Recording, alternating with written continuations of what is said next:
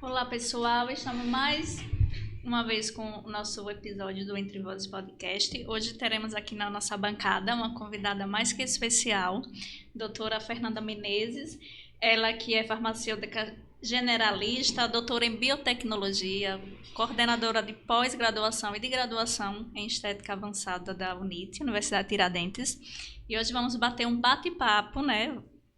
Vamos fazer um bate-papo sobre cosmetologia, sobre toda a inovação tecnológica aí na área da estética, voltada aí para quem tem o interesse de saber tudo de novo e de correto, né, o princípio básico, que é trabalhar com segurança, tanto segurança profissional como a segurança do seu paciente. E vamos lá, vamos para a apresentação formal, né? Vamos começar a iniciar o nosso podcast.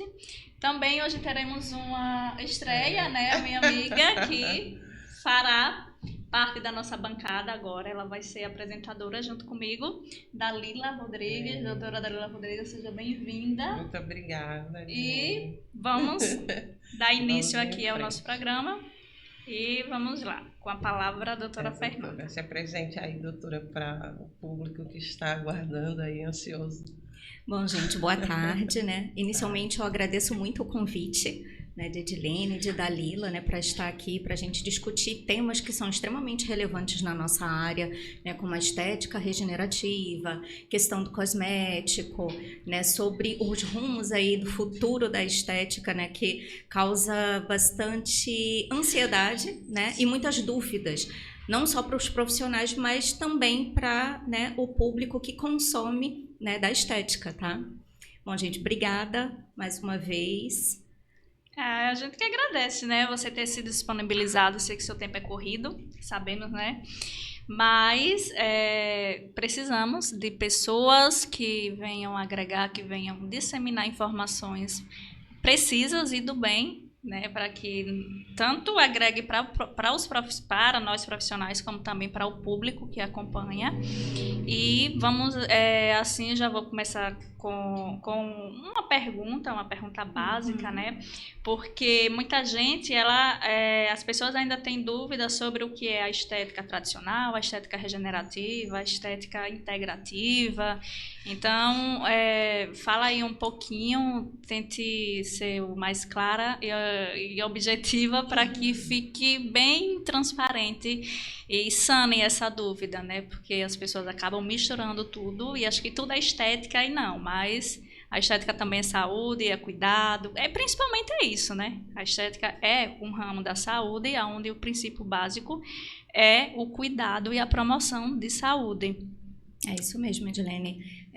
A estética é saúde, né? No entanto que a gente gosta de chamar de saúde estética.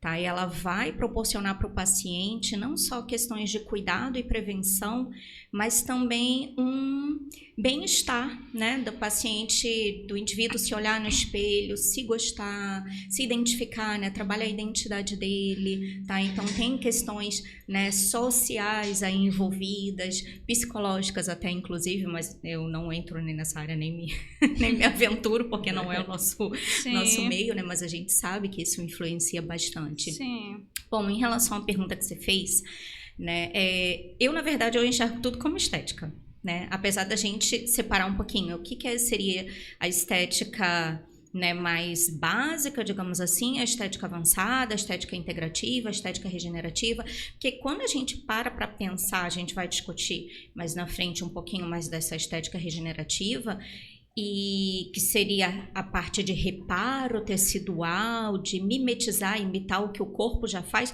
A gente faz isso na estética básica.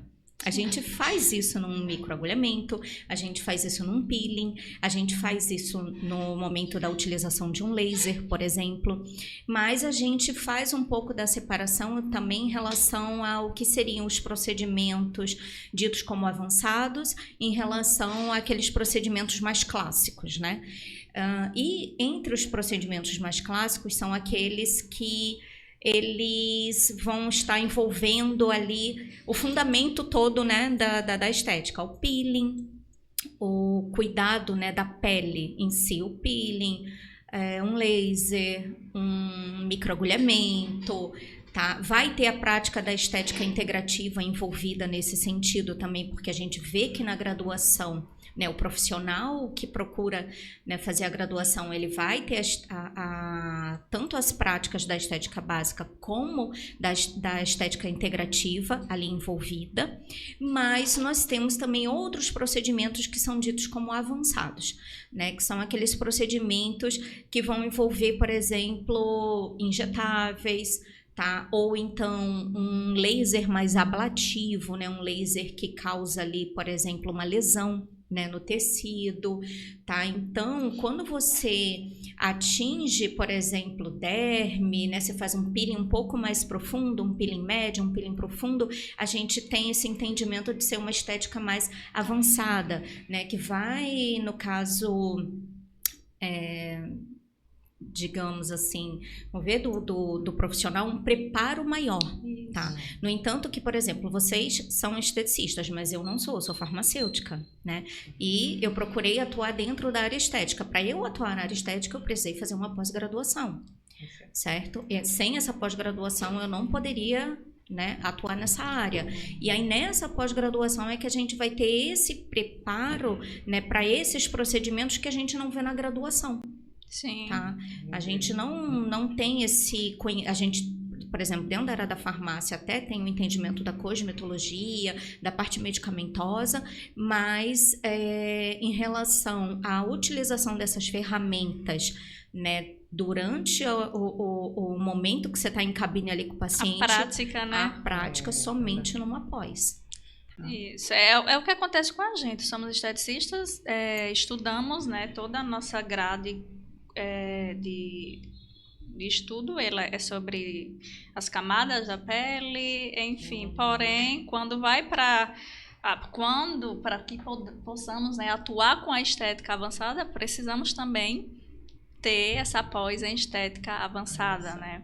Então, é o que muitos chamavam antes de procedimento invasivo, isso é o ramo da medicina. Graças a Deus isso foi desmistificado, né? Temos aí a nossa lei que nos garantem.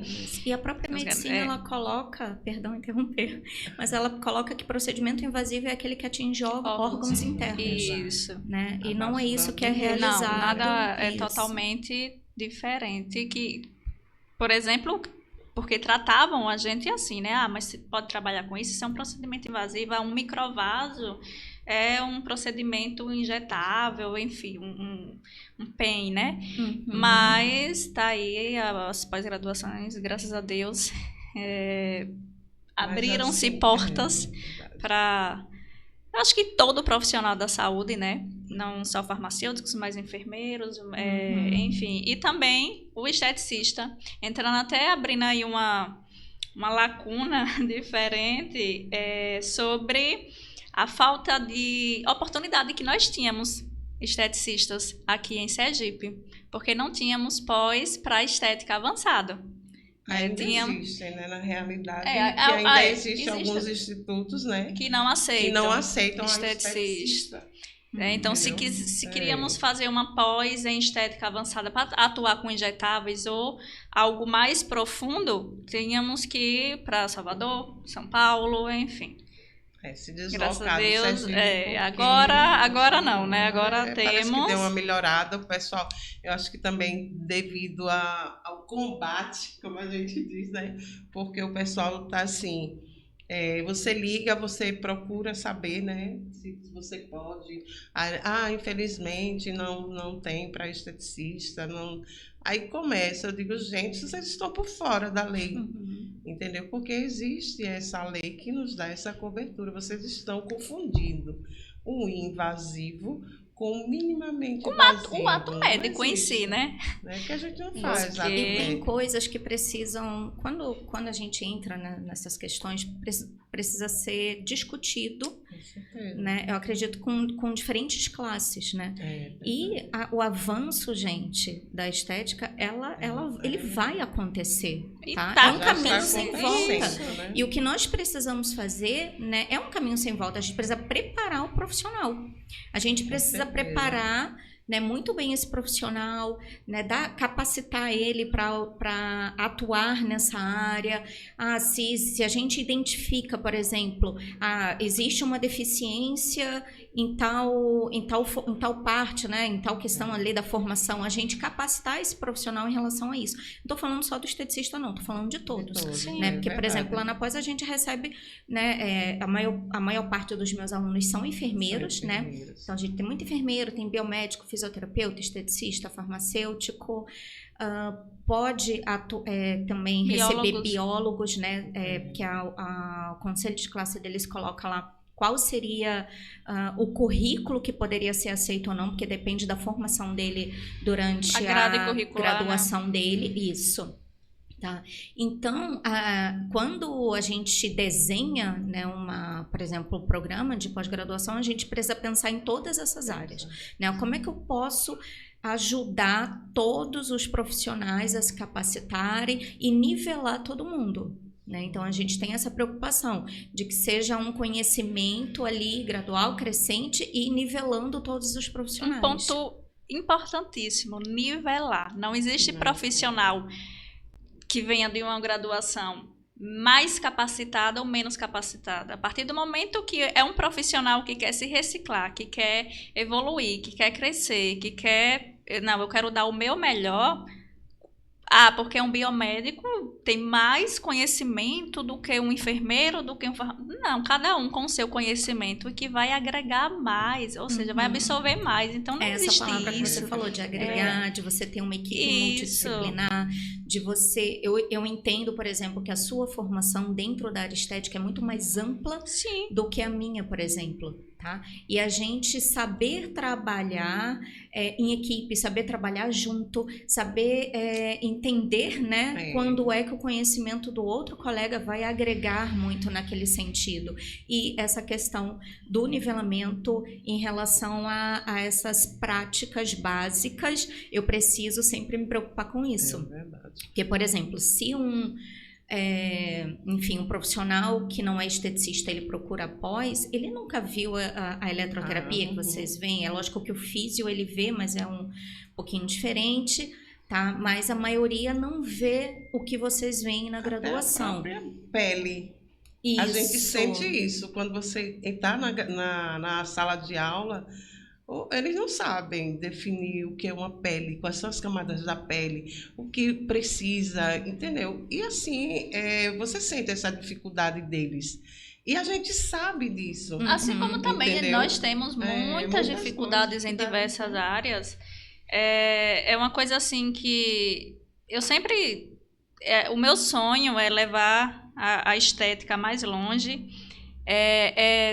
disseminar a estética para pessoas que não têm tanta aquisição, digamos assim, financeira para buscar estética. Eu tenho um projeto oculto aí sobre essa questão, né? Porque a gente vê muita gente com autoestima lá embaixo por conta da aparência que um simples procedimento estético, eu não estou falando da estética avançada, aí entra também a estética regenerativa, né? A estética de cuidado mesmo, o cuidado básico, a estética tradicional, para cuidar desse público que...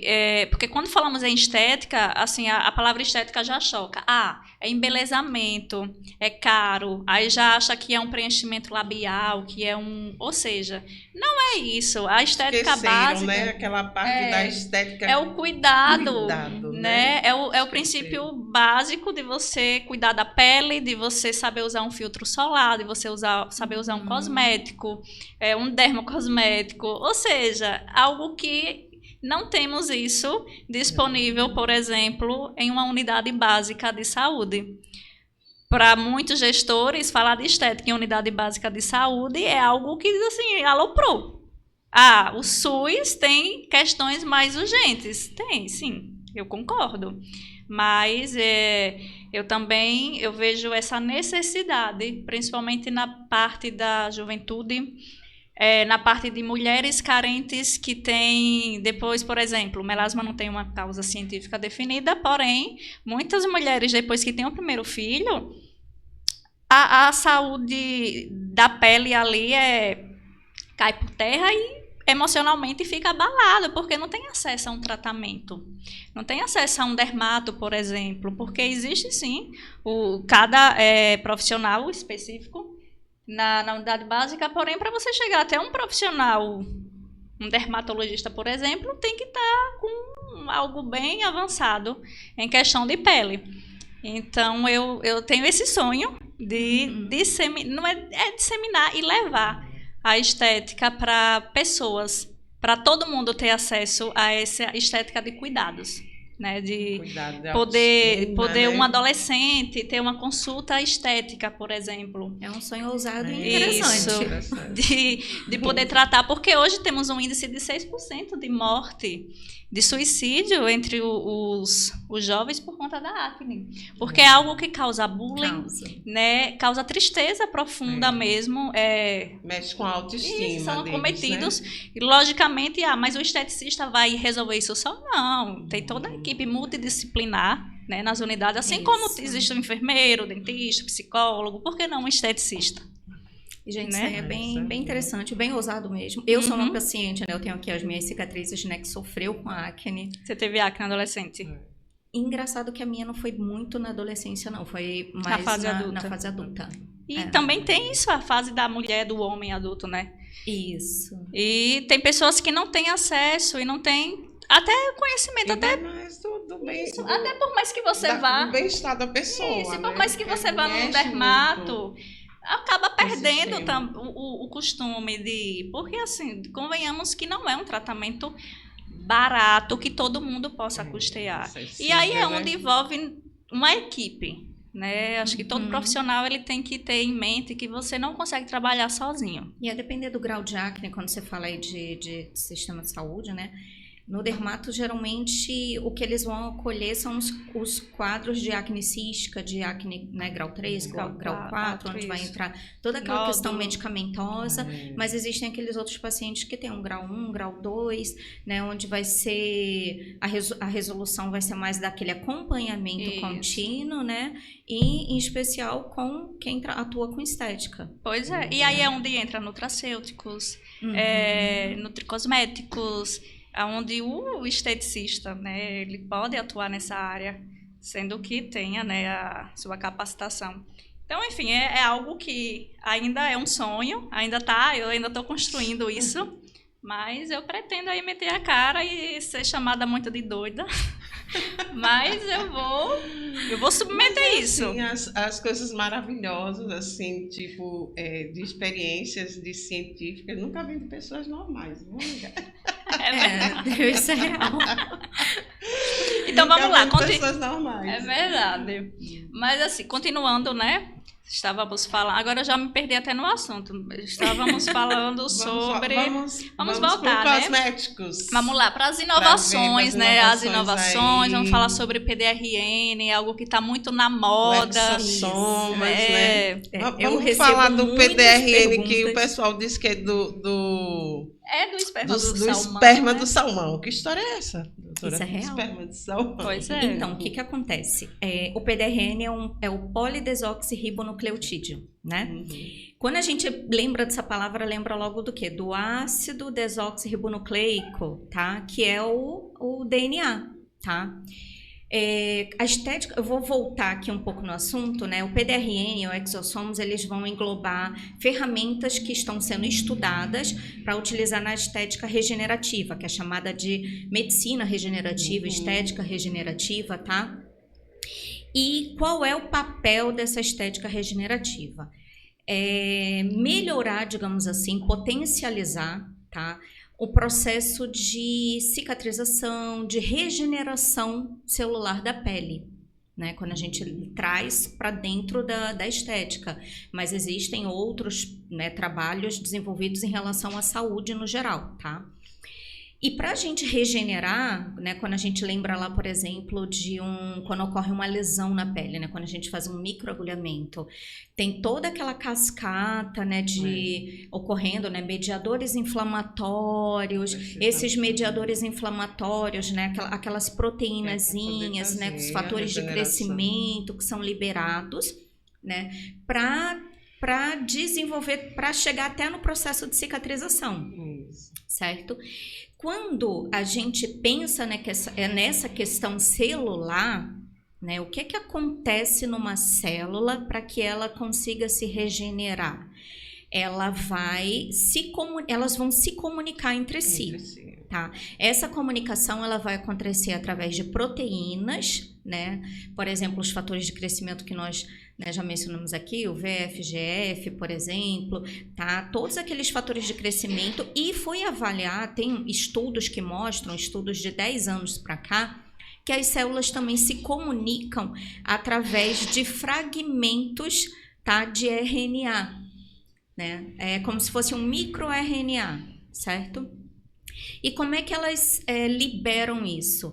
Elas liberam, tá, esses fragmentozinhos ou esses microRNA através de umas vesículas. Lembram lá da membrana celular, que ela é formada pela bicamada de fosfolipídio?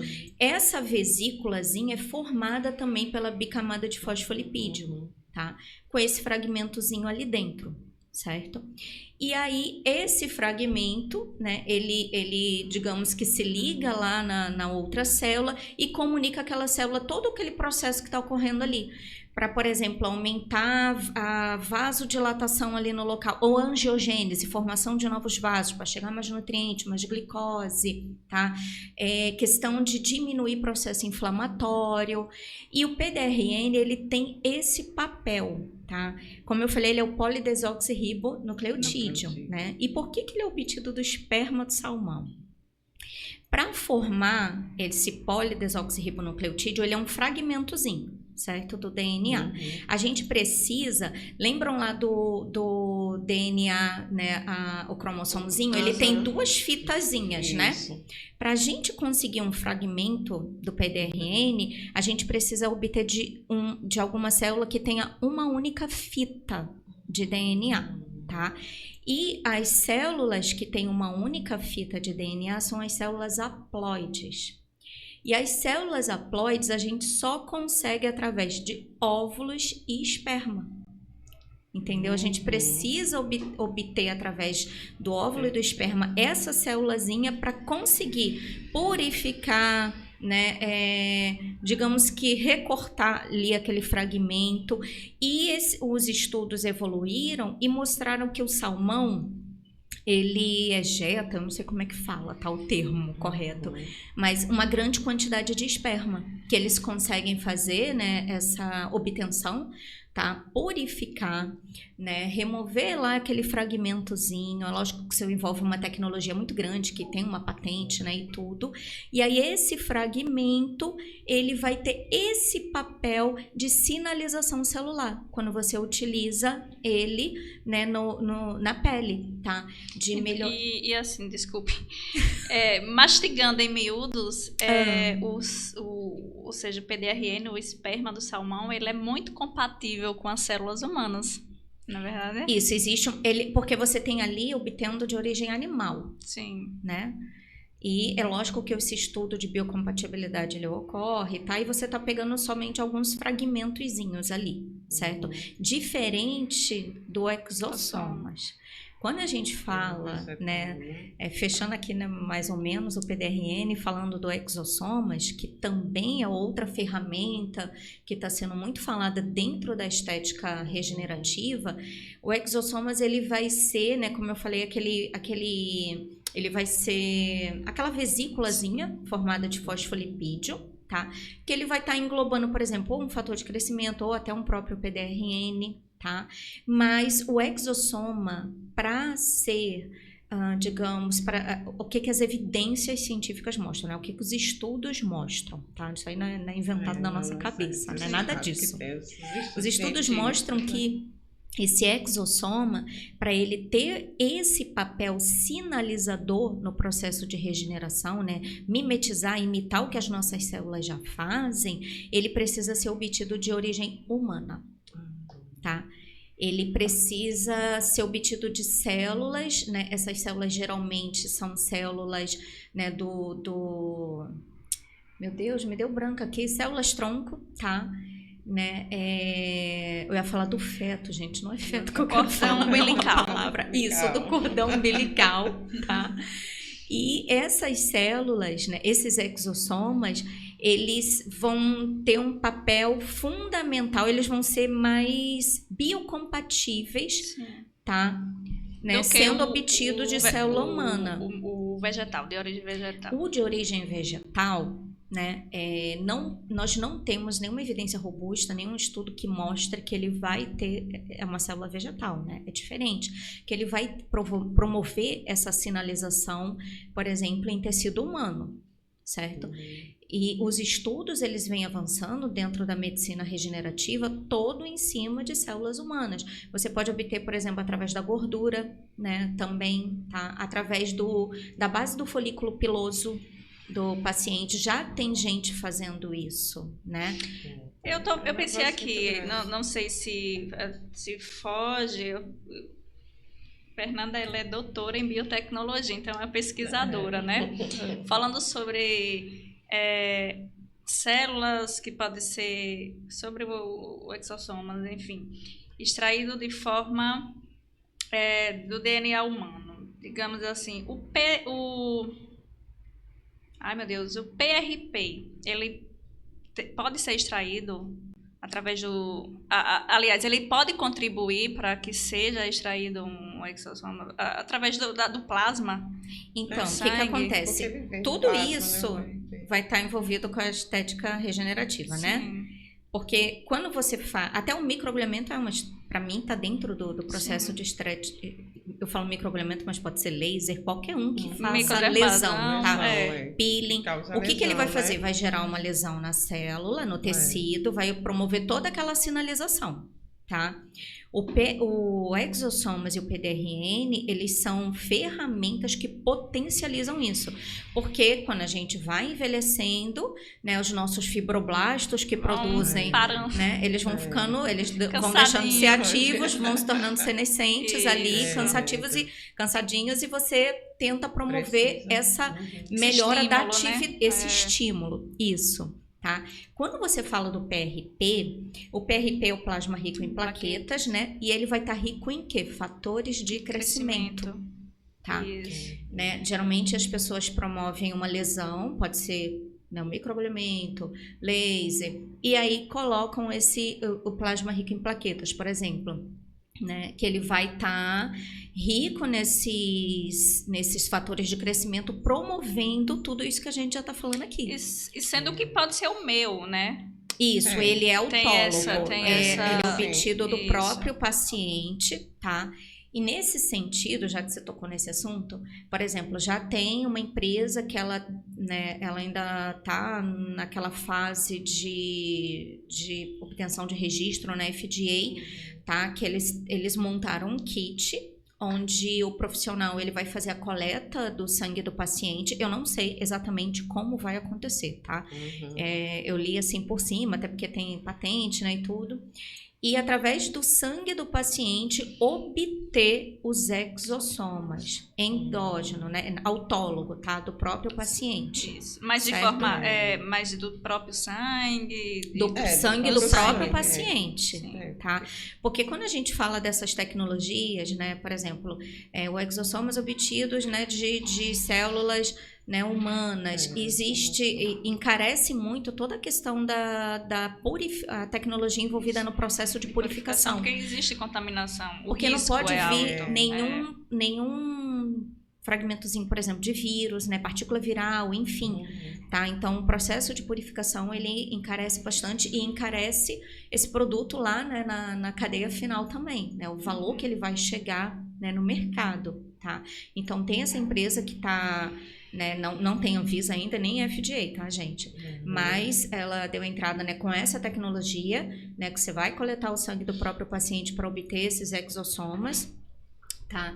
O PRP, ele já faz, né, mais ou menos, digamos assim, o objetivo dele é semelhante, né, que é você, só que está voltado para fatores de crescimento. Para queda capilar. E nós temos, dentro da área cosmética, também fatores de crescimento que nós já utilizamos, já há uns 20 anos que a gente utiliza, né, que eles vêm nanovetorizados, né, em lipossomas, porque quando você pensa num lipossoma, né, em nano, tá? Ele vai mimetizar, ele vai imitar, digamos ali, é como se ele estivesse imitando um exossoma, tá? Ele vai imitar a estrutura, né, da membrana celular, né, para facilitar a entrega daquele ativo. E aí ele vai estar encapsulando ali fatores de crescimento, por exemplo, tá? Por isso que eu digo que a gente já faz estética regenerativa. Sim, o básico já regenera. Isso, ela só está evoluindo. Nano, né? Já sabe que as partículas são mínimas, né? Isso, numa escala muito pequenininha. Muito pequenininha. E então, assim mesmo. E ela vai, essa parte já é a parte da regeneração.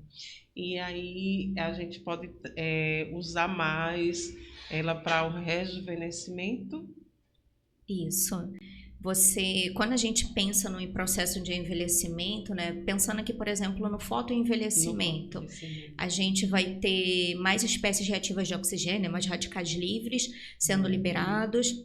Esses radicais livres, eles vão atuar diminuindo toda aquela questão, né, de matriz extracelular, né, que vai envolver elastina, colágeno, e as nossas células, né, envelhecendo, os fibroblastos, né, envelhecendo ali, diminuindo a atividade deles, tá? E aí nós vamos ter a formação das rugas, né, por exemplo, as rugas finas, as rugas mais profundas. Quando você melhora toda essa sinalização celular, tá? Você vai promover para o paciente, tá, um rejuvenescimento, né, para aquela pele, e um rejuvenescimento pensado na questão não só, por exemplo, quando a gente fala dos procedimentos injetáveis, né, você está usando o ácido hialurônico, você está volumizando, tá? Você está volumizando uma camada que, digamos que perdeu espessura. Tá? Você está trazendo volume e você acaba nivelando ali a epiderme. Nesse sentido da estética regenerativa é diferente, você vai estar tratando, você vai estar melhorando, digamos que de dentro para fora. É uma dúvida muito frequente. Mas qual é a diferença de um preenchimento com ácido hialurônico, por exemplo, um preenchimento de um suco nasogeniano para um Skin Buster que também é com o ácido hialurônico, a reticulação, né? Ou seja, não adianta preenchermos sem estimular, sem colocar lá o bichinho, o fibroblasto para dá uma energia, né? Porque no processo de envelhecimento, a gente perde não só estrutura de tecido, a gente perde coxinhas de gordura, a gente também temos a aderência óssea, né? Ou seja, a reabsorção óssea. Isso. Também. Então, tem tudo isso. Então, é muito perigoso, até algo, eu acho, né? A estética também é um meio perigoso para quem usa de formas sem freio, né? Porque não adianta você fazer um preenchimento sem ter uma sustentação antes, sem ter um estímulo de colágeno, né? Porque sabemos que paramos de produzir colágeno lá nos 20 e poucos anos. Então, só temos a nossa reserva. E tem que induzir isso. Então, mas fica caro. Gente, a estética realmente, quando você vai para a estética avançada, ela não é barato, né? Então tem que ter todo um discernimento peraí, vamos começar o passo a passo. E quando eu falo que eu acho perigoso, porque nós vemos, né? Aí as intercorrências que acontecem, né? Pessoas que fazem um preenchimento e tem que retirar porque pesou, porque como é o ácido hialurônico, para mim eu falo que é uma massa de pão. né? Eu coloquei aqui, eu fiz um queixinho mais. Mas eu não tô vendo diferença. Calma, deixe o fermento aí agir, né? Não adianta você encher o rosto sem ter uma sustentação, porque vai pesar aqui, vai pesar aqui, ou seja, tem que ter a indução de colágeno, tem que você dar toda essa aula de anatomia, explicar o porquê, o que é que o fibroblasto faz, como são as células de colágeno, o que é uma elastina, como tudo funciona. Porque eu sempre falo assim, pelo menos já na minha prática clínica, na estética, tudo que for de menos, para mim é mais. Então, eu sempre começo com o mínimo. Mas eu quero para agora, eu não tenho pressa, não. Daqui a uma semana a gente faz tudo novamente, se não tiver de acordo como você queira. Mas vamos devagar, né? É uma construção, isso, né? Na verdade. É uma massinha de... Isso, é né? como se fosse um biscuit. Né? É como se fosse uma Isso. massinha. Vamos refazer aqui, vamos fazer um mento, vamos refazer uma mandíbula. Então tem que ter... Agora, não adianta preencher sem dar estrutura. Isso. E preencher sem tratar. Isso. Né? Sem cuidar. E tá assim, né? O pessoal fica só falando nisso. De que os injetores. Gente, não é só injetar. Mas isso já diminuiu bastante, né? viu? Já. Eu tô sabendo em relação que ao o pessoal mercado, tá juntando, fazendo parcerias com esteticistas, entendeu? Para trabalhar a pele, para poder receber os injetores, os preenchimentos. E eu acho que isso deveria ser correto. Eu acho não, é o correto, entendeu? Porque trabalharia em parceria, entendeu? Tanto o esteticista estava na posição dele, como você, um dentista, um nutricionista, porque agora tem todas as profissões, hoje todo mundo quer ser porque assim, olha, tudo tem que ter, tem que estar em conjunto com outros profissionais. Quando eu pego um paciente de acne, não é só passar o creminho na pele. Não, você tem que investigar. Eu tenho uma vivência de prática medicinal, porque eu digo que eu estudei 5 anos de medicina sem ir para a faculdade. Eu tive um grande professor na vida que eu passei 5 ou 6 anos, enfim, aprendendo. Então, assim, a questão da acne, ela tem várias nuances. Não é só pele. Você tem que ver como é que tá a questão hormonal. Você tem que ver se tá faltando nutrientes. Você tem que ver como tá ovários, os órgãos reprodutores, principalmente feminino, né? Você tem que ver intestino. Então, assim, o esteticista, o esteta, de modo geral, ele consegue isso sozinho? Não. Eu não posso falar para o meu paciente assim, ó, toma aqui esse pedido aqui, eu quero que você faça tal exame. Quero que você me traga, eu quero avaliar como está a sua questão hormonal, de vitaminas, de nutrientes. Eu não consigo. Eu não tenho entendimento para isso. Eu quero saber, eu vou adequar a sua alimentação. Eu não sou capacitada para isso. Então, tem que ter uma parceria de nutricionistas, se for o caso de um endócrino, de ginecologista. Ou seja, é uma junção de profissional. Quando é algo assim muito emblemático. Porém, tem pessoas que, se você pode fazer tudo sozinho, tudo bem. Essa questão dos injetores. Você, podemos sim fazer isso só. Né? Tratar a pele e injetar. Mas a questão de regenerar, de trazer uma estética de promoção de saúde, onde tem uma disfunção ali, de saúde, eu não vou conseguir, você não vai conseguir só. Ninguém vai conseguir. A gente tem que lembrar que a acne é uma doença. É uma doença, né? Assim como o melasma. Isso, precisa investigar. Isso. Eu vou até contar aqui meu caso. Né? A vida toda não, né? Mas muitos anos eu fiquei sendo tratada como se eu tivesse ovário policístico. Né? E minha testosterona é muito elevada. Minha testosterona e tem outro, meu Deus, eu esqueci o que é muito elevado também. Estradiol? Não. Uma proteína que é produzida pelo fígado para tentar controlar a testosterona. Esqueci. Enfim, eu fui para uma ginecologista no ano passado e ela, né, começou uma investigação um pouco mais profunda. Que ela falou, você não tem ovário policístico, né? Por que está tratando dessa forma? Né? E aí ela foi avaliar, né, a suprarrenal. Né? A minha testosterona é elevada na produção da suprarrenal e não tá ovariana, não no ovário. Então, muda todo o tratamento. Isso. Tá? Então, a questão da acne, ela precisa realmente ser olhada com uma cautela muito grande, Sim. procurar profissionais, tem que ter um endócrino Tem que realmente ter. acompanhando, tem que ver a questão hormonal. Por exemplo, até hoje ninguém conseguiu controlar. Eu já é. tomei, tem um medicamento, que eu não vou falar aqui o nome para não promover aí automedicação, mas tem um Isso. medicamento que ele é um diurético, na verdade, mas ele tem um uso off-label para tentar diminuir ali, né, a testosterona. E o paciente ele tem que utilizar numa dose alta, né, numa dose elevada. Eu utilizei acho que por 2 anos, né, direto, e eu não tive nenhum resultado, tá?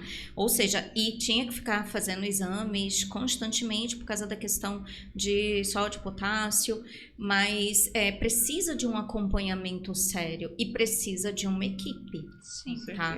Para tentar, porque você vê, eu sou acompanhada por uma equipe e até agora a gente ainda não teve muito sucesso Então, em relação ao controle hormonal. voltando para o meu projeto, que, enfim, quando eu falo assim sobre o esteticista, é junto com essa equipe, porque ele vai ter uma consulta estética, o paciente, porém, o esteticista, ele vai identificar, peraí, isso aqui é minha competência?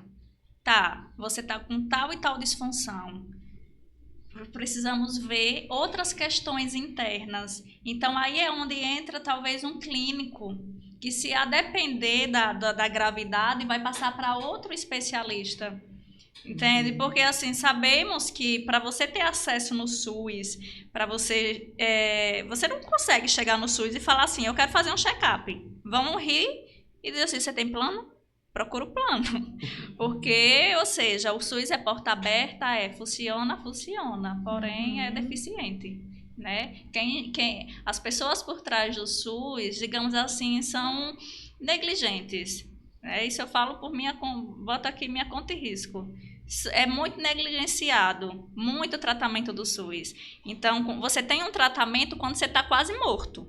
Aí o SUS funciona, mas prevenção não existe no SUS. Então, o SUS tem um caminho a ser melhorado, realmente.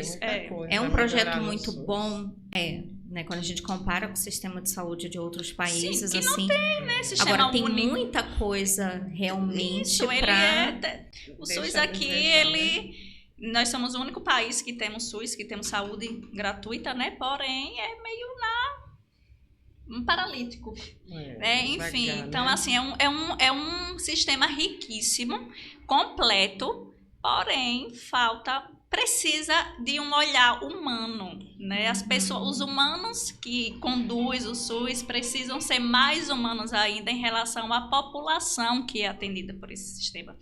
Então, assim, quando vamos falar de tratamento de pele, estamos falando de um órgão, né? Que é a nossa pele.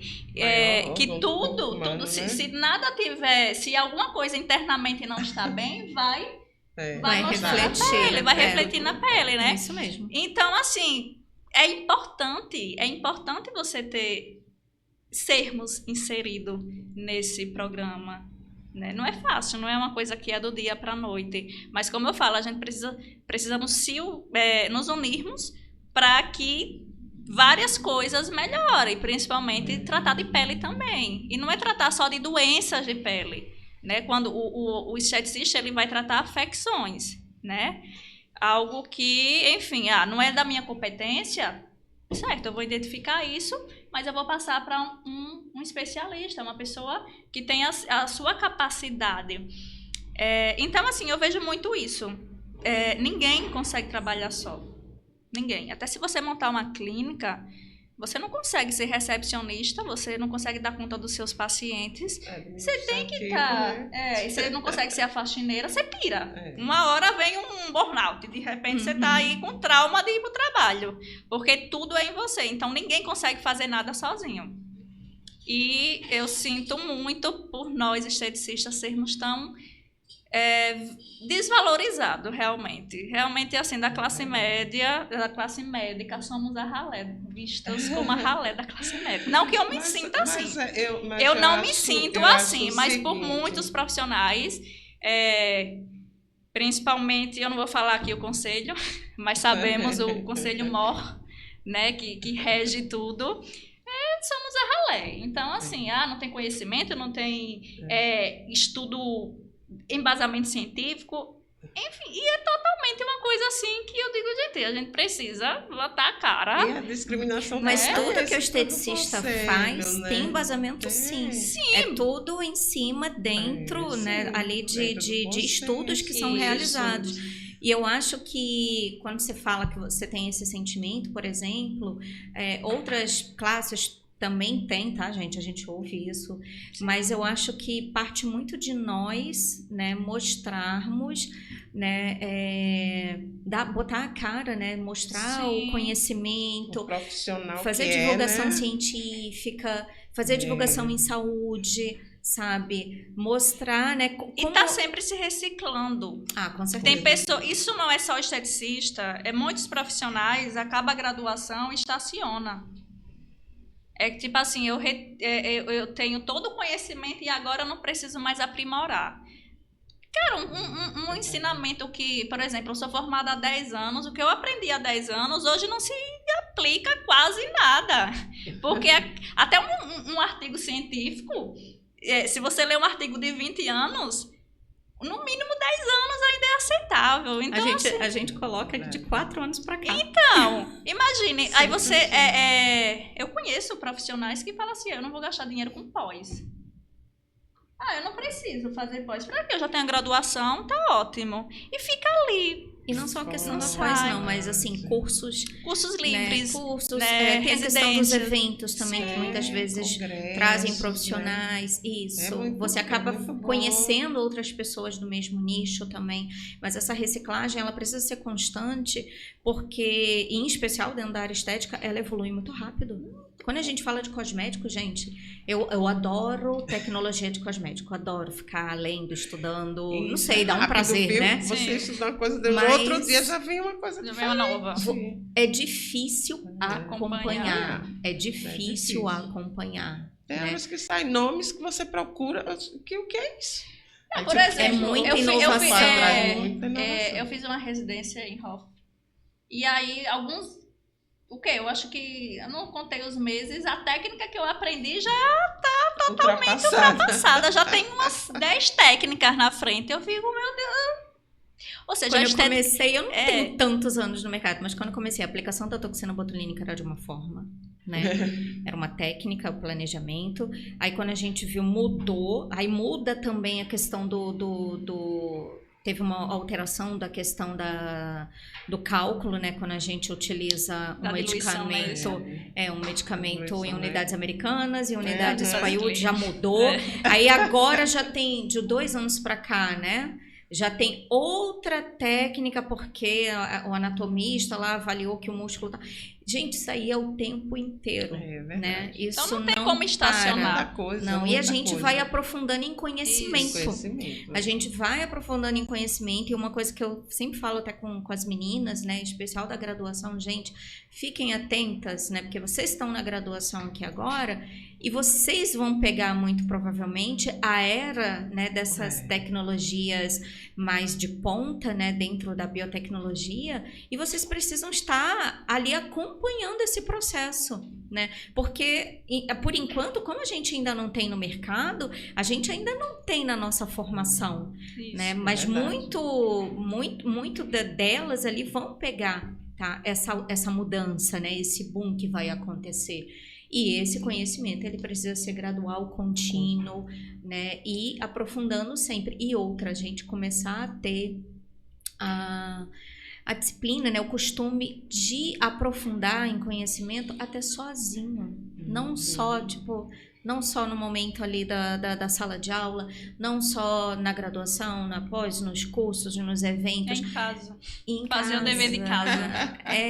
né? Pega. verdade. Eu sempre mostro lá para as meninas quais são as principais revistas dentro da nossa área, que vai ter um qualis lá elevado, né? Que vai ter artigos mais porque ainda tem Recentes, isso. né? Às vezes o aluno ele não sabe diferenciar um estudo bem feito de um estudo mal feito, que isso aí é uma deficiência da nossa formação, né? Então a gente tenta ali mostrar ali para eles, e quais são, pelo menos eu mostro logo, quais são as principais revistas, são 5 que eu mostro para eles, onde vocês vão ficar fazendo pesquisa e acompanhando, né?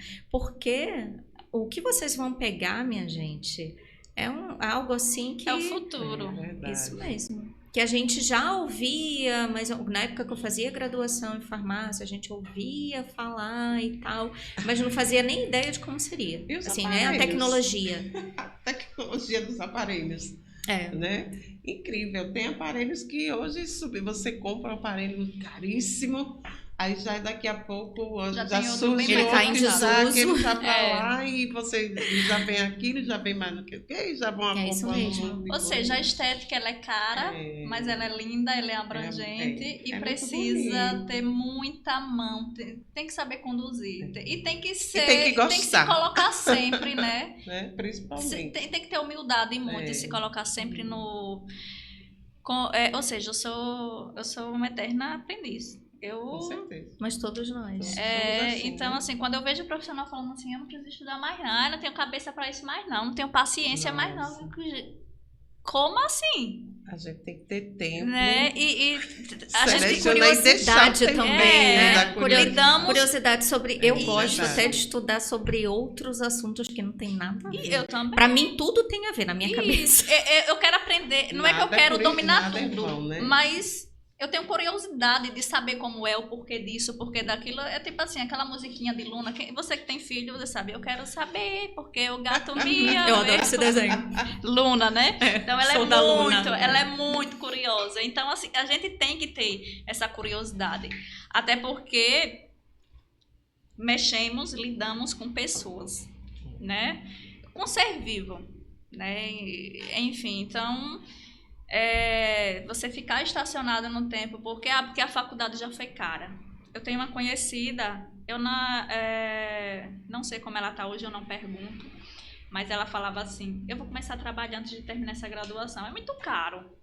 Aí eu digo assim, se você perder o réu primário, vai sair mais caro ainda. Aí você vai ser julgada pela justiça comum. Ela, porque é muito caro, eu prefiro pagar 10 mil em um curso, mas que vai me capacitar, que eu vou ter prática clínica. Mas você precisa de um certificado para trabalhar. Então, assim, a estética, às vezes não.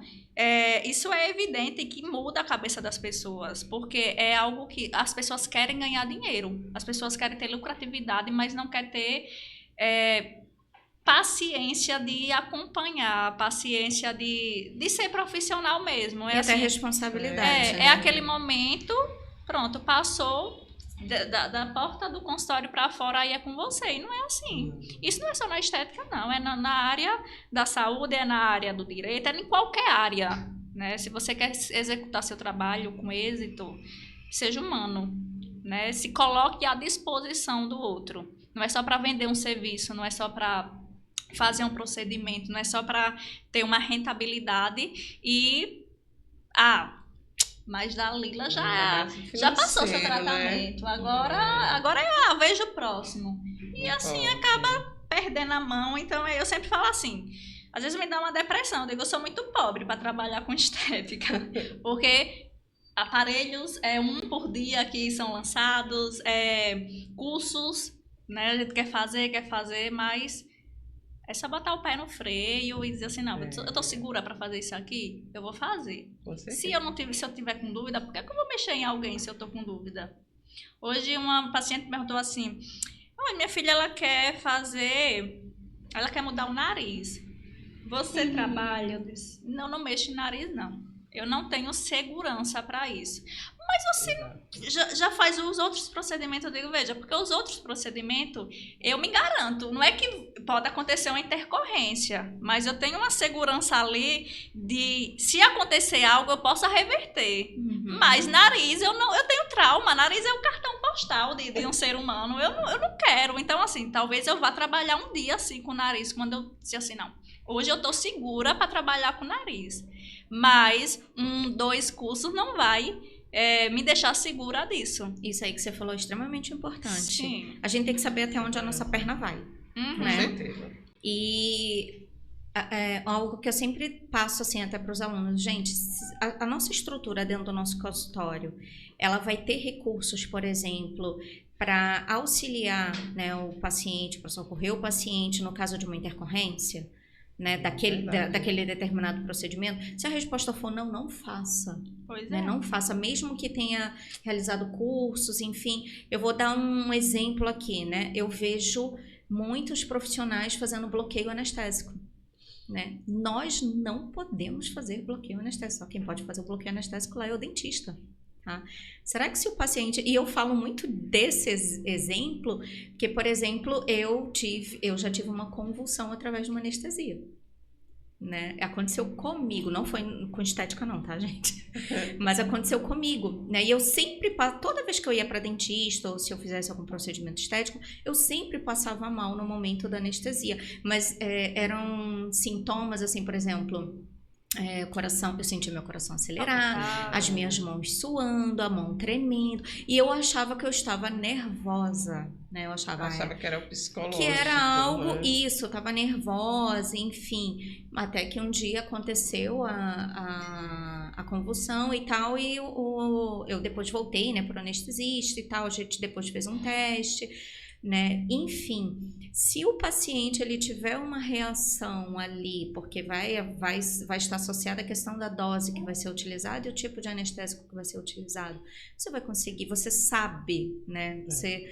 Você é capacitado para... A gente não tem isso na nossa formação. Né? Ainda tem outro detalhe. O que é que o nosso conselho nos permite ou não? Por exemplo, o meu conselho e os outros que eu sei também, né, tirando de odontologia, não nos permite fazer o bloqueio. A gente só pode fazer um anestésicozinho local, um botãozinho. Aí é um detalhe. Aí quando a gente vai lá para aquele exemplo do peeling de fenol, né, que antigamente era chamado de peeling cirúrgico, né? Eu fico me perguntando, meu Deus, e que o fenol ele é extremamente tóxico, é hepatotóxico, nefrotóxico, né? Se a gente não consegue, eu não faria, por exemplo, nem com um dermato no consultório, eu não faria. Eu tinha vontade de fazer antigamente, mas eu conversava, inclusive, era aplicar com cirurgião. Em você? Não. Você aplicar. Não, alguém aplicar, um profissional. Você recebeu o procedimento. Eu recebi. Entendi. Mas eu conversava, na época, era com um cirurgião plástico. Sabe? Porque você falou do nariz. O nariz é uma região muito nobre, Sim. né? Os vasos ali, né, as artérias, elas vão estar mais superficiais.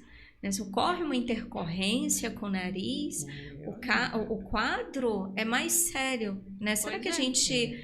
entendeu? Então, a gente sempre precisa pensar nesse quesito. Eu nunca mexi nem no meu nariz. Eu mexo muito também. Não, eu gosto não, nem mexi no meu, nem mexi no de ninguém. Nessa parte não, também nunca mexi no de ninguém. Eu essa falo parte assim, de harmonização, eu acho a coisa mais linda do mundo, certo? Mas eu ainda não tenho essa... Eu já fiz alguns cursos, mas eu não tenho aquela segurança, principalmente por conta do medo do sangue. Olha, assim, a questão do medo, a gente tem que vencer. Do sangue. Né? Quando eu vejo a cânula entrando, fazendo aquele perfúsiozinho. Então, quando eu vejo o sangue... Mas existem pessoas assim, que têm medo de... Eu tenho uma aluna que, na graduação, a gente foi fazer um microagulhamento. Ela fez, professora, eu posso ficar de costas, né? Aí, quando eu estranhei e tal, eu posso ficar longe e tal, porque eu tenho pânico de agulha. Aí eu falei pra ela, olha, a gente vai trabalhar com uma agulha de 0,5 milímetro, né? Eu não sei nem se você vai conseguir enxergar daí de onde você tá. Mas se te provocar algum desconforto, pode se afastar, pode ficar afastada. E assim, sobre medos... tem esses casos. Sobre medos, a gente é necessário, né? Isso é um ensinamento, é uma filosofia de vida. Precisamos enfrentar e tentar superar os medos, né? Superarmos os medos, porém não podemos estacionar, né? O medo não pode nos bloquear, né? Enfim, mas tem coisas que tem que, peraí, minha mão alcança isso aqui, porque não é porque eu sou graduada, eu sou pós-graduada, então eu vou fazer tudo. Não é assim. A gente não consegue fazer tudo ao mesmo tempo. E tem coisas que realmente eu não me sinto bem em fazer. Por exemplo, eu não consigo trabalhar com massagem. Ai, eu amo. Eu não gosto, eu me sinto mal, eu fico quebrada fazendo massagem, entende? É algo que... Ou seja, então, somos seres humanos e temos limites, e massagem é algo simples. Mas eu não é que eu não consiga trabalhar. Ah, você não sabe fazer massagem? Sei, mas é algo que eu não priorizo porque eu não me identifiquei. Talvez você ainda não se identificou com a harmonização. Enfim. Mas se é uma vontade que você tem, mas você tem um medo, se existe essa vontade, você tem que buscar enfrentar. Talvez eu não tenha muito essa vontade. Talvez então, também tem isso. Então se você não tem essa vontade... Eu gosto demais da parte corporal. Eu faço a facial com o maior carinho, com mas também tem os resultados corporal, maravilhosos, né? Sabe? Uhum. Mas a botulínica eu trabalho maravilhosamente, lábios eu também faço. Mas a parte da harmonização em si, essa parte de fios, né? Você ainda não se bloqueio. Sente... Mas existe também a questão, a área estética é uma área extremamente ampla, né? Uhum. E é lógico que você vai se identificar mais com uma coisa. Também é normal, é natural, né? Como você falou, tem gente que gosta mais do corporal, tem gente que gosta mais do facial, tem gente que gosta de trabalhar com vegetais, tem gente que gosta da eletroterapia. Isso. E a eletroterapia é algo que está em ascensão.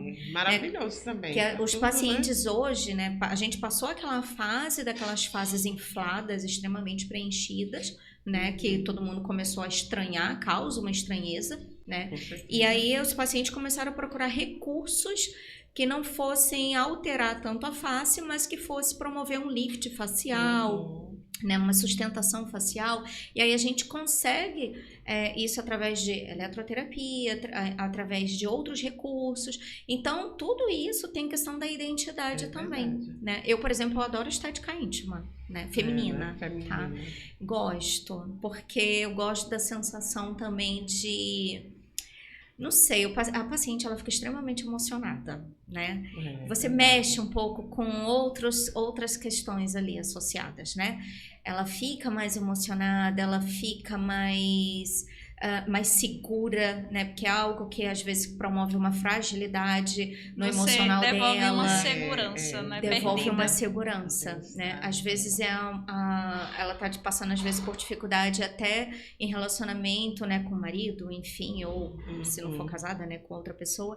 E você devolve essa segurança para aquela pessoa. Gente, isso é bacana demais. É muito gostoso. Demais. É gratificante você executar um serviço e sabe que aquela sua paciente saiu dali maravilhada, contente, entendeu? E te liga para agradecer, né? É maravilhoso.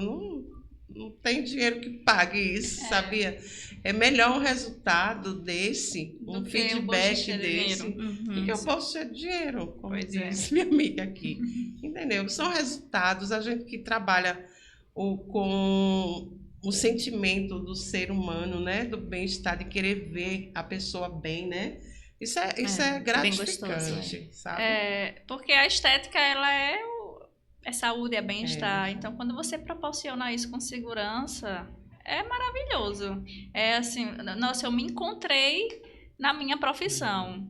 Você trabalhar com algo que lhe faz bem e que você vai se sentir bem também, porque é muito ruim você ter alguém assim o tempo todo. Eu não gostei, eu tô com problema. Por que aconteceu isso comigo? É broxante, digamos assim. A pessoa tem que se identificar, né? Tem que buscar. Agora, existem, às vezes, alguns dilemas. Eu vivi um dilema para começar... Quando eu comecei a perceber que eu estava gostando. Da estética íntima? Não, da estética. Da estética, sim. Eu não era uma consumidora de estética, tá? Minha irmã é 8 anos mais nova, porque ela já fazia toxina botulínica, ela já fazia preenchimento. Eu nunca tinha feito nada. Eu só fazia tratamento para acne e só. E pronto. E a estética, ela entrou na minha vida na época do doutorado, né? No doutorado eu comecei a trabalhar com ácido hialurônico, só que o objetivo, né, do trabalho era desenvolver um medicamento para câncer de bexiga, tá? E o ácido hialurônico é marcador tumoral, né? Então ele era utilizado nesse sentido, para fazer uma nano para encapsular ali que era uma enzima e um profármaco, enfim, com aquela finalidade. E aí o ácido hialurônico entrou na minha vida, né? E eu comecei toda vez que eu fazia o levantamento dos artigos sobre o ácido hialurônico, vinha muita coisa em relação à estética, né? Aí eu comecei, se eu desenvolvesse um produto para estética... Não, eu querendo ficar rica, né? Se eu desenvolvesse um produto para estética reticulada, que a gente reticulava com quitosana, né? E o que a gente usa é reticulado com BDDE, né? E aí eu comecei, né, pensar nisso, e aí eu comecei a fazer a pós. E eu também iniciei a pós com incentivo de uma prima minha, num almoço de domingo, assim, ela, por que você não faz? Eu falei, não, mas eu nem sabia que farmacêutico podia fazer. Eu não fazia a menor ideia. E eu entrei na pós, né, pensando em entender o processo para eu desenvolver o produto, né? Não era para eu atuar na estética. E quando começaram as aulas práticas, eu lembro que eu ficava, nossa, mas eu tô gostando disso? Eu ficava, meu Deus, eu lembro que na aula de intradermo, né, sabe quando você saliva? Você gosta? E você não quer parar. Massagear o cérebro, isso, né? e quando você começa a fazer e você começa a gostar, né? E eu vivi um dilema, que eu ficava assim, mas o meu objetivo não era gostar da estética. E eu me vi gostando, e quando eu conversava com algumas pessoas, eu não tive muito incentivo para atuar, né? Fazendo, não, nada a ver com você e tal. Geralmente, né? Todo mundo passa por isso. Sempre tem sério, você vai trabalhar com isso. Porque ou você vai ganhar muito dinheiro, ou você não vai ganhar nada. Porque você tem que fazer um público, porque você vai sair da sua área e vai entrar em outra totalmente diferente, e não tem nada a ver. Você já tem um emprego estabilizado. Foi o contrário. Eu já fui o contrário. Todo mundo achava que eu deveria entrar na área de estética, porque... eu amava estética. Não, eu também. Adorava vender eu cosméticos. também, desde criança. Olha, Boticário. Eu não vendia, não. Eu sou uma péssima vendedora. Boticário. Principalmente a parte de maquiagem, quando começaram a surgir aquelas palhetas bonitas. Maquiagem.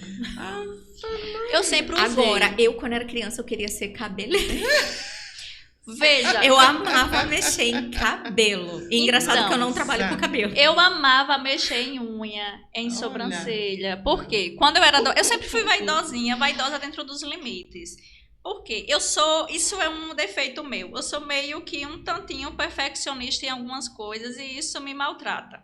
Eu comecei a fazer tirar a cutícula, eu tinha 12, 13 anos, porque eu via, né, os adultos e eu achava bonito. Aí eu pedi pra minha mãe, mas não pode pintar. E aí eu via o pessoal do salão, né, enquanto eu tava fazendo, o pessoal mexendo a sobrancelha. E era assim, tão doloroso para as pessoas, eu dizia assim, rapaz, deve ter um jeito de ser menos doloroso, né?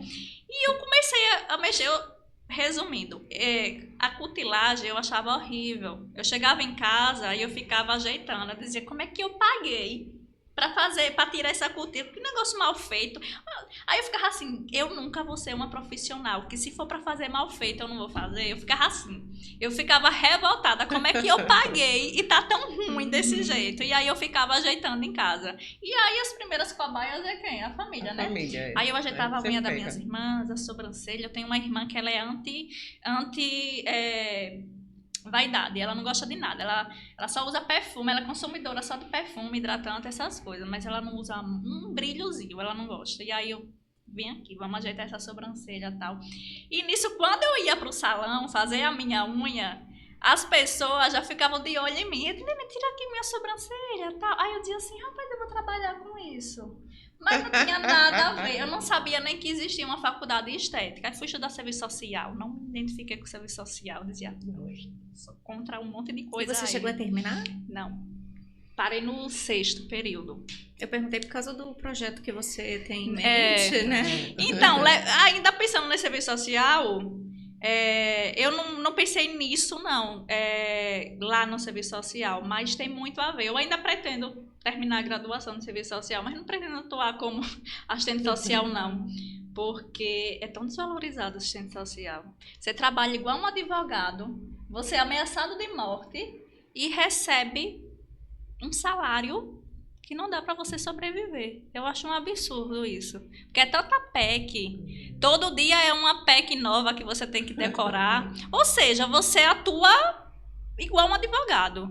Pior. Porque o assistente social, você vai para presídio, você vai resgatar uma criança de abuso, um idoso que está sendo extorquido pelo familiar. Hospital, né? Enfim, você vai para o CAPES. Eu recebi uma tijolada, um mármore no meu primeiro estágio, no CAPES, que eu disse, eu não quero isso mais não quero morrer de graça não. Quando eu fui saber o piso salarial... Uma tijolada de verdade? Então, tinha uma pessoa, sim, uma tijolada não, um mármore, uma mesa de mármore. Alguém surtou, e aí eu tava no estágio, e aí vou lá, né, com os enfermeiros. Quando eu entro, o rapaz simplesmente estava pelado, em surto. E quando ele viu os enfermeiros, vão me levar, pegou aquela mesa de mármore, pegou o mármore e jogou na gente. Só que aí o mármore bateu na porta e estraçalhou. E eu fiquei assim, ó. Meu Deus, eu vi a morte, assim, passando na frente. Eu disse, eu não quero isso não, eu vou morrer, jovem. Aí estudei radiologia. Aí eu disse, rapaz, foi quando eu fui para estética. Porque eu sempre gostei da área da saúde. Uhum. E aí eu disse, rapaz, eu vou morrer cedo com radiologia. Porque assim tem as pessoas que vai lhe desestimulando. Você quer trabalhar mesmo com radiologia? Porque você é mulher, vai ficar exposta. Eu já tenho um histórico de CA na família. Enfim. Mas existe toda a questão de segurança, né? Que é Isso. utilizada. Não, mas eu comecei assim, eu disse, rapaz, aí foi quando eu disse assim, eu vou estudar estética cosmética, porque é algo que eu gosto realmente, e por mim eu arrumava todo mundo. Por mim, tipo assim, eu fazia um mutirão na rua, peraí, vamos lá, fila para limpeza de pele, fila para uma avaliação aí do que está lhe incomodando. Então tem muito também do serviço social, dessa causa social, porém tem algumas políticas sociais que eu não me encaixo. Sabe aquela briga? E eu me encontrei na estética. Quando você fala assim, eu não queria ter gostado e eu comecei a gostar. Eu acho que você nasce com dom, a gente já nasce predestinado para algumas coisas. Não era nem que eu queria, eu não esperava. Então, você foi chamada. Olha, por um acaso, né? Você estava fazendo pesquisa para algo que não tinha nada a ver com estética, era para a saúde mesmo, do ramo da farmácia, de fármaco. Né, digamos assim, medicamento, aí você vai induzida para a estética. Então, a gente já nasce predestinado. Eu fui para o magistério. Engraçado, viu? Que eu gostei, assim, foi uma das melhores coisas que aconteceram na minha vida. E hoje a minha vida é cercada pela estética. Eu fui para o magistério. Eu fiz a letras, português, espanhol. Ai, você tinha uma escolinha de criança, eu tinha uma escolinha de educação infantil em Simão Dias. E daí eu tinha que fazer, né? E para assinar como diretora da escola, tal, tudo. Depois fazer teologia ao mesmo tempo. Depois eu digo, meu Deus, não é por aqui. Tem que se encontrar. Não é por aqui. Eu sempre tive uma base depois assim. Eu fui para a estética, fiquei. Eu sempre tive uma base, não que ninguém me ensinou, porque eu sempre corri atrás cedo. Eu fiquei órfã muito cedo na minha vida. Eu sou órfã de pai e mãe. Eu tenho uma história assim de mortes precoces na família, pai, mãe, avô, irmão, tudo em seguida. E eu sempre pensava assim, é eu por mim mesmo. Então eu preciso viver, eu preciso ter um meio de renda. E eu não nasci para ser esposa troféu, eu não nasci para ser mandada por ninguém, para depender de familiar nenhum, para ninguém dizer assim, é hora de dormir, de acordar, de comer. Eu digo que eu nunca fui rebelde. Eu fiquei órfã de pai e mãe aos 14 anos. E, graças a Deus, nenhum familiar nunca precisou, você tá errada, se contenha, não. Eu sempre tive ali discernimento, porque minha mãe, o tempo que eu tive com ela me ensinou. E eu sempre pensava assim, a gente precisa de uma profissão. Talvez você possa iniciar com algo que diga assim, eu tô aqui a pulso. Mas você precisa ter uma base, né? Porque eu não tive asas, foram cortadas as minhas asas, o alicerce para que eu pisasse e pudesse escolher o que eu quisesse. Porque se eu quisesse, eu teria pegado outro caminho se eu pudesse escolher. Mas tiveram outros problemas maiores, enfim. Então eu pensava assim, eu preciso ter uma profissão, porque daí eu vou construindo degraus. E quando eu estiver lá, onde eu possa dizer assim, agora eu vou escolher, eu posso ir para onde eu quero. E, graças a Deus, eu não precisei me demorar tanto aonde eu não queria, porque eu encontrei a estética. É algo que eu gosto, que eu idealizei e ainda estou me arrastando, né? Eu ainda estou assim, com as moletazinhas, engatinhando, né? Mas eu vejo aí nuances, caminhos a ser percorrido. Então, eu sempre falo assim para as pessoas que se aproximam, para os meus familiares que estão iniciando a vida acadêmica. Porque eu queria isso e aquilo. Gente, vocês têm que ter um foco. Talvez lá na frente vocês consigam. Quem consegue voar com outras asas, quem tem esse suporte é maravilhoso. E é louvável isso. Mas se você não tem, vá pelo caminho onde você possa construir as suas asas. Né? Então eu fui ali para um monte de caminho, mas eu me encontrei na estética e é algo que eu gosto. E às vezes não é fácil para uma pessoa com a idade, né, aquela idade ali da escolha, eu acho muito precoce. Assim, da mesma forma que vocês, eu também trilhei outros. A minha primeira graduação que eu passei, mas eu não terminei, foi zootecnia. Pronto, eu passei, eu consegui uma bolsa na UFES, o meu primeiro Enem, eu consegui engenharia agrônoma. Aí eu fico pensando, meu caminho, Deus, né? Veja, olha onde eu ia, para agronomia.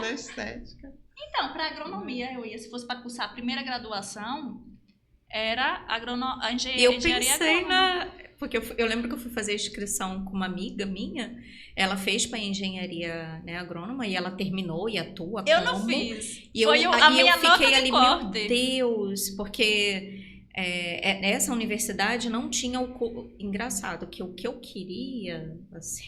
Então você gosta de natureza também? Não, então, eu amava, né, amo história e química. Nossa, química já foi, né?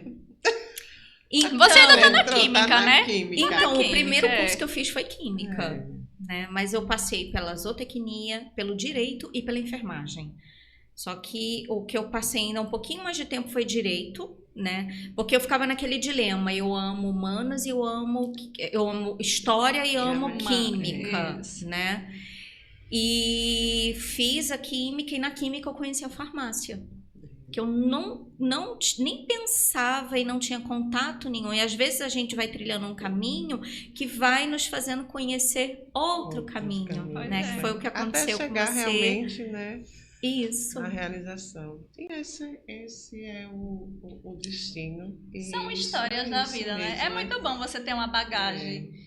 Não tão boa, mas também, né? Ou seja, para contar. Isso, né? que vai agregar. Eu acho que a gente também é muito jovem para fazer essas escolhas. É uma idade assim que você pensa. Eu gostava de tudo.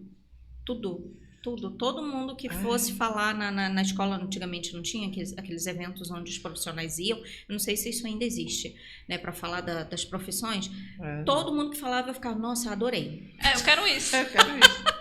A indecisão. Adorei, gostei. Daí, eu acho né? que é isso aí. Eu acho que eu gostei disso. Gente, o sinalizador tá ali. Estamos chegando. Vamos viu como passou rápido? Passou muito rápido. Estamos chegando no nosso horário, né? Foi muito maravilhoso. Foi ótimo. Minha estreia foi maravilhosa. Agradecer também, né, a doutora que dispensou esse momento para a gente, né? Dedicou, aliás, esse momento aqui para a gente. E tem muita gente hoje no podcast aí, tudo doido para ver essa nossa entrevista. Pois é. E estaremos aqui sempre, né, unidas. Se eu passar a palavra agora para minha amiga, depois a senhora para agradecer. Cada convidado que senta de frente conosco, eu acho que tem um teor especial, porque é muito gratificante você fazer um convite e pensar assim, poxa, ele ou ela reservou, se prontificou a fazer essa presença, né? Tirou esse tempinho, porque todo mundo tem a vida corrida, então é só gratidão. Só gratidão. Muito obrigada. Muito obrigada. Pela humildade, né, de passar o conhecimento, o ensinamento, porque o Entre Vozes, ele é um caminho de conhecimento também, de passar não só o nosso conhecimento, mas de todo mundo que senta aí, de todo o tema. Eu acho, é muito importante cada tema. Então, eu lhe agradecemos, né, imensamente. e espero recebê-la novamente, né, em uma outra oportunidade, porque a sua bagagem aí é vasta, então aqui Tem não foi muita coisa ainda para passar para a gente. Foi uma A gente pequena só porcentagem só do que... Eu falo isso porque eu conheci, você foi a minha professora na pós. Eu não tive a oportunidade de tê-la como professora. Fizemos na mesma instituição. Foi uma aula maravilhosa, já vi palestras, enfim. E adoro seu sotaque carioca. Seu sotaque carioca sergipanês. Carioca. Eu já sou sergipe. Eu tô 20 anos em Sergipe, em Aracaju. Já merece o título, viu? Eu também acho. Cidadã. Eu também acho. E os meus pais, eu gosto de falar que os meus pais são sergipanos. Então eu digo, eu tenho sangue sergipano. Né? Eles foram para lá, para o Rio, um ano antes de eu nascer. Né? Então, eu falo, gente, eu nasci lá por acaso. Por acaso, mais ou menos. Meu pai já faleceu, mas minha mãe continua morando lá e tudo. E eu amo Aracaju, amo Sergipe. Minha família inteira gosta demais, né? Todo mundo sonha vir morar aqui. É uma cidade incrível, maravilhosa. Aracaju eu acho que Aracaju e João Pessoa acho que são as cidades mais procuradas. Eu sempre falava assim, eu conheci João Pessoa e é uma cidade agradabilíssima. Se um dia eu me aposentar, eu vou morar em João Pessoa, mas eu vou continuar morando em Aracaju. Aracaju é bom demais. É bom demais. E, gente, eu que agradeço, tá, o convite. É a primeira vez que eu recebo um convite pro podcast. Eu ainda fiquei, meu Deus, como será que é? Não faço a menor ideia, mas enfim. Fiquei super feliz. Muito tranquilo. Eu sei. É um bate-papo bem gostoso, né?